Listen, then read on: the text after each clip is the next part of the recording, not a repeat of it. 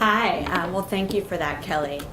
We heard a lot this morning about the consumer interest in corporate responsibility, and we heard a lot about how important it is to engage your employees. And I think we heard some references to whether or not investors care, and some skepticisms. I think in many ways, with the exception of the socially responsible investment community, investors are kind of seen as the last frontier in terms of really understanding and integrating environmental and social issues into how they think about and evaluate companies. And what I would say, I think Kelly did a great job of showing, at least in terms of shareholder proposals, we are seeing more mainstream investors starting to care and starting to pay attention, and especially the public pension funds. But what I'm going to talk about now is how, even beyond that, we'll kind of take a step back and talk about some trends we're seeing in terms of mainstream investors really starting to integrate environmental, social, and governance issues into their core investment decision making. And that's a really important message for you as you think about how to drive corporate responsibility into your companies, how to get your IR teams and your CFOs to actually care about this, and how you make it a more core part of your business strategy.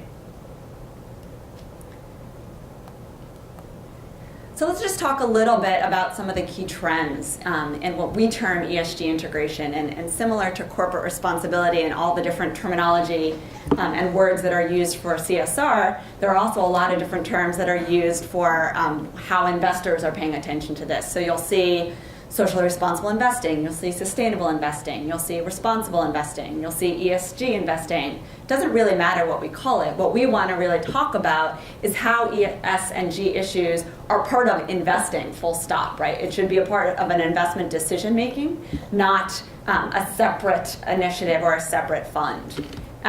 So what we're seeing is that there's a huge increase in ESG integration by mainstream investors, and I'll give you some numbers on that in just a moment.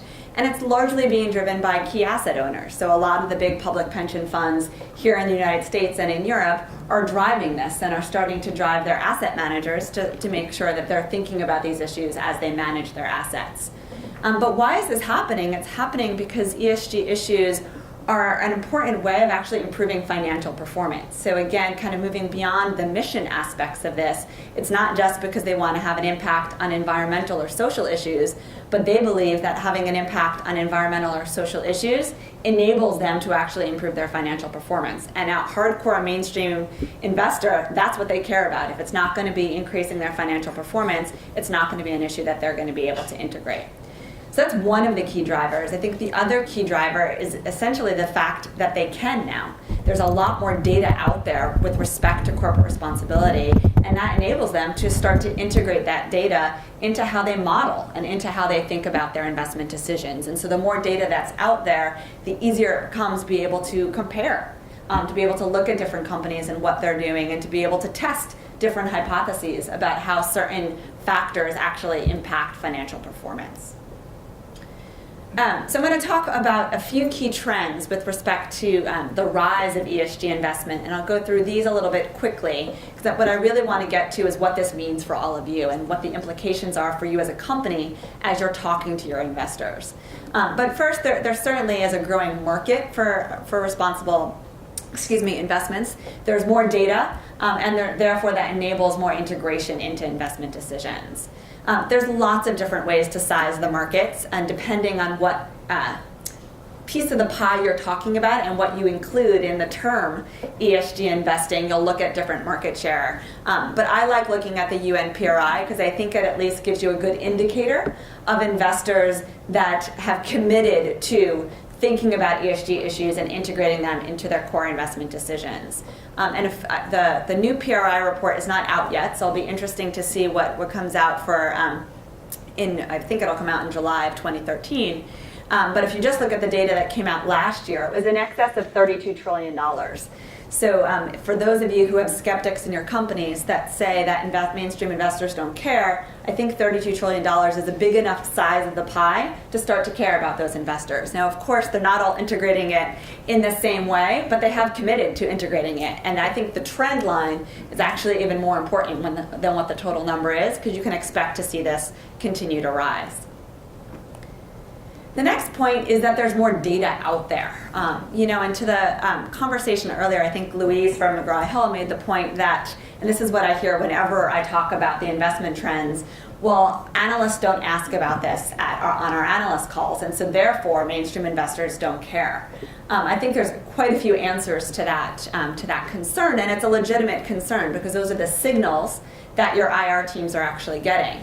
But first of all, there's a lot more access to data on ESG, and so they don't have to ask on an analyst call. They can go on their Bloomberg terminal and get that data anyway. And so I think the more access to data that comes out, they're getting that information in lots of different ways. They don't have to ask about it.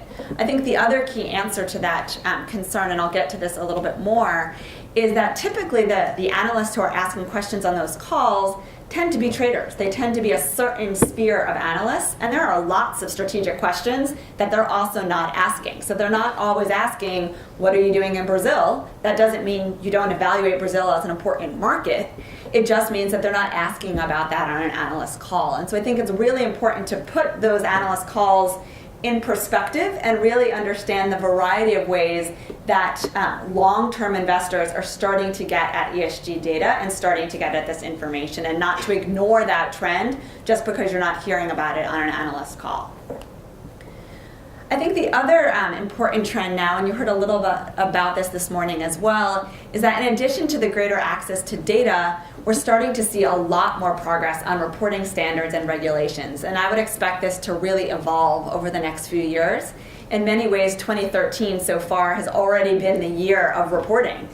We've seen a lot of evolution. So the GRI, the Global Reporting Initiative, just issued their G4 guidelines. That will have an impact on how companies report. We're also seeing the IIRC, so the International Integrated Reporting Committee, who issued their framework for how to issue an integrated report. And then here in the US, there's been a lot of momentum around SASB, which is the Sustainability Accounting Standards Board. And they are working on key metrics for reporting purely for an investor audience around sustainability. You're going to see a lot of consolidation. This looks a little bit like a lot of alphabet soup.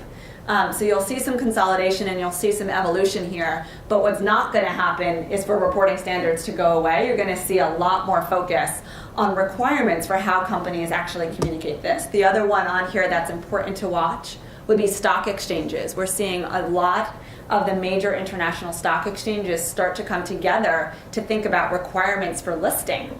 And what you need to report on in terms of ESG for listing. All of that is going to put even more data out there, which will enable your investors to, again, to start to compare, to start to analyze that data, and to start to think about how it impacts financial performance.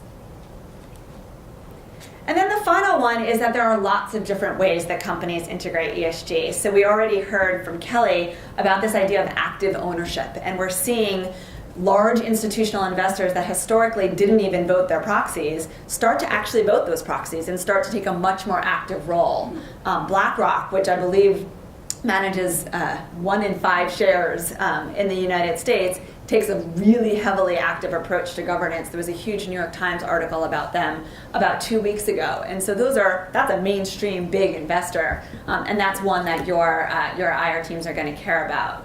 We're also seeing lots of different approaches, right? So you'll see investments that are branded ESG, so you'll see that a lot in the clean energy space or in social impact bonds, et cetera. You'll see it in terms of screening in your portfolio. And then the last one, and the one that I'm focused here on today, is actually just integrating the key aspects of ESG into those core investment decision making, so that it's not going to be branded separately. You're not even necessarily going to know about it as an individual investor, but that's actually a key differentiator in how the asset manager believes they're actually capturing alpha and actually making a difference. So why is all of this happening? I think we've talked a little bit already about the rising demand from asset owners, and that's going to be true both in terms of individual asset owners, especially as the baby boomer generation has a lot more money and is starting to have their impact on wealth management, and as the millennials start to become investors as well. You'll start to see a lot more demand from individual investors who care about this, and then again the major public pension funds, which are having a really big impact. And then the second key factor, and this is one that I haven't heard as much as I expected to hear about so far today, is around this idea of materiality. And what I would say is if you're thinking about figuring out how to start with corporate responsibility, or you've been doing it a long time and don't really feel you're having the impact that you want it to have, materiality is really the important way to do this. And so there are a lot of corporate responsibility issues out there. You heard David earlier give the long list of different issues that might matter to you as a company. Not all of those issues are material to your individual company. And you need to have a really good perspective as to what issues are most material and why. And then you communicate that to your investors. You tell them that the reason these issues are important is because they influence your business strategy. And then therefore investors have to care because that's the only way for them to actually evaluate your long-term business performance. So just a few numbers in terms of the asset owner side of things. And again, there's lots of different ways to cut this data depending on what you include in the term ESG investing or responsible investing. But in the US, 85% of investors cite that client demand is why they're starting to do this. So again, it's really being driven by the asset owners, and that's affecting lots of different classes, as asset classes as well. So we're seeing it in private equity just as much as we're seeing it in the public equity market, and very similar numbers in Europe. The next issue is around this idea of materiality, and I think this is going to be, a lot of times what you'll hear from investors is that because they can't model the numbers, because they can't specifically quantify the ESG performance, they don't need to consider it as part of their investment thesis. But there are a lot of different factors that investors think about that can't be as easily modeled, and there are a number of studies that talk to the fact that up to 80% of an entity's market value is attributed to intangibles. And so what we're seeing is that in many cases, ESG is a way to illuminate the intangibles. It's a way to actually use it as a proxy for good quality management. You use it as a proxy for good risk management. You use it as a proxy to figure out if the company is not just thinking about the next quarter, but they're thinking about how well positioned they are for market changes and for climate changes and for regulatory changes over the next 10 to 20 years.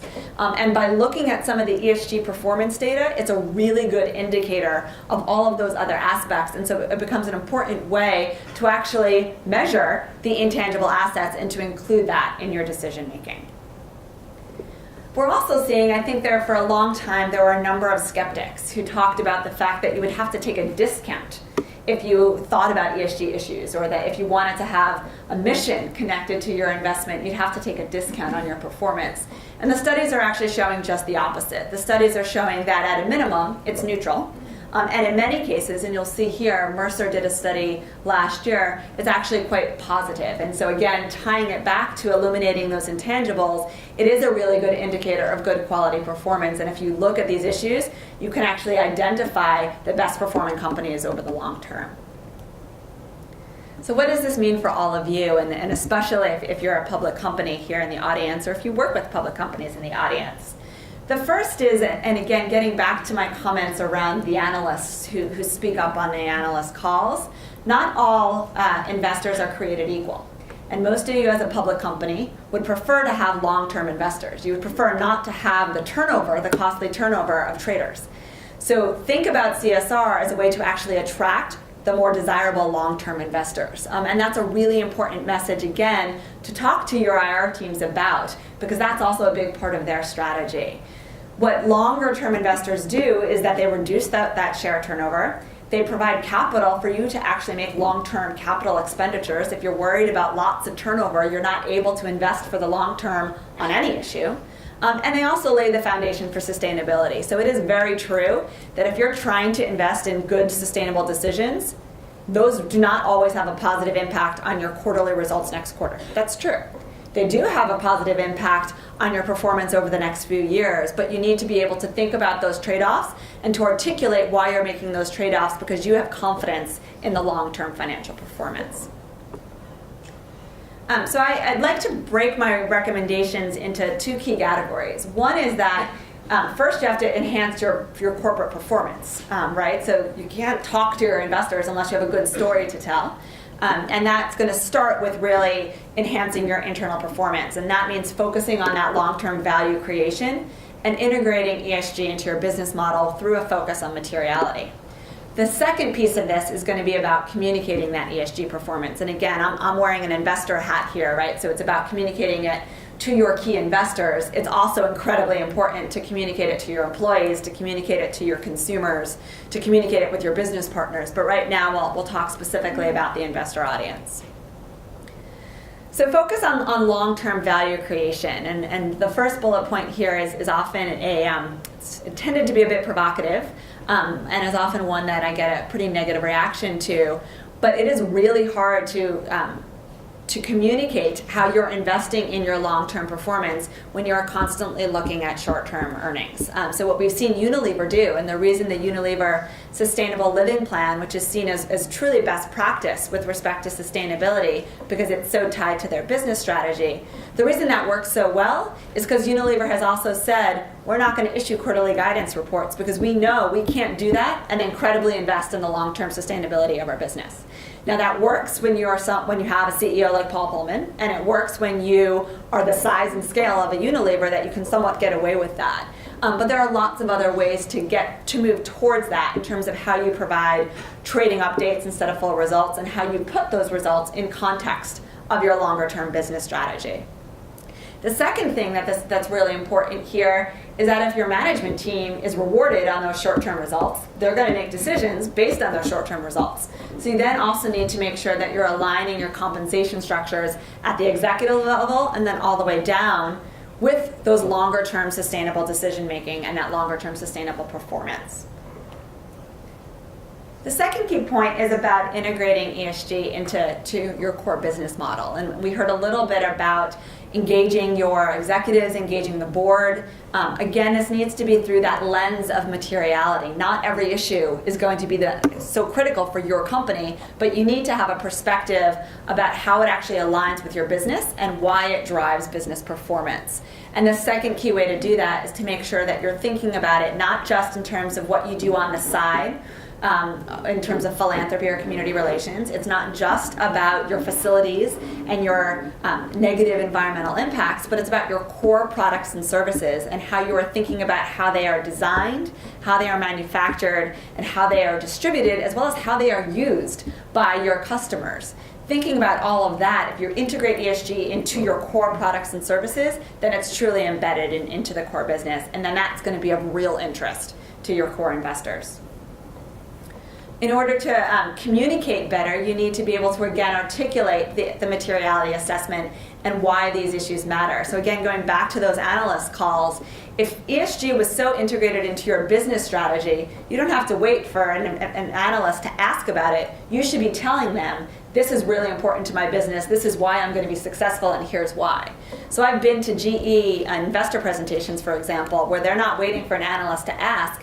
They're saying our business strategy is aligned around big, hairy global sustainability challenges, and we are setting up our business model to address those challenges. They're putting that context out there and allowing the analyst to respond rather than waiting for an analyst to bring it up. And then finally, focus the discussion on issues that matter to investors. And this is also going to mean you don't have to use the terms corporate responsibility or sustainability. You have to put it into the language that matters and that resonates with an investor. So investors care a lot about compliance. They care a lot about reducing liability. They care a lot about cost of inputs. They care a lot about business continuity. And so when we just saw, for example, the awful building collapse, factory collapse at Rana Plaza in Bangladesh, that's a major business continuity issue for anyone who's in the apparel industry. That is a major issue around the cost of inputs and pricing for anyone who's in that issue. It is also a major issue in terms of workers' lives, but you don't have to necessarily put it into that context for investors. You can talk about it in the context that really matters to you. And what we saw within 2 weeks after that incident, we saw, I think it was $1.2 trillion. Investors who representing $1.2 trillion had signed a letter to major American companies who were not necessarily acting in the way they wanted them to act. And so that was a really quick response from investors because they know it directly impacts the performance of those investments. And finally, really improve your ESG communication channels. What I see companies do a lot of times is whenever an issue comes up that they've termed corporate responsibility or ESG, the IR team will say, well, let me get you on the phone with my CSR person. That has already made this a peripheral issue. If these are issues, again, really matter to your business, your IR teams and your senior management need to be able to communicate about it. They need to be able to speak to it themselves, and that's going to require, if you're in a corporate responsibility function, that's going to require really good internal engagement and discussion with those individuals to make sure that they are well equipped to be able to answer those questions.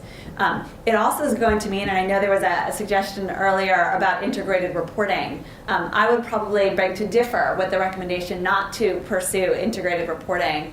That doesn't mean you can't continue to have a corporate responsibility report and other communication channels around corporate responsibility so that you can get the depth and all of those stories out there. But if you really do take an integrated approach to corporate responsibility, then these issues need to be showing up in your annual report. If you are articulating your business strategy without articulating what you're doing on sustainability, then you're not really articulating an integrated business strategy. And so you don't necessarily have to go all the way to the IIRC framework, but you need to make sure that you're presenting your full business picture in an integrated way, and that needs to be in the annual report.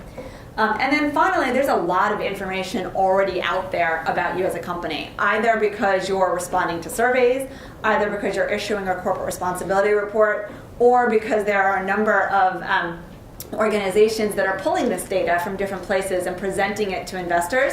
I highly recommend you monitor that data. You respond to some of those surveys and you think about what's out there about you, because that's the information investors are using.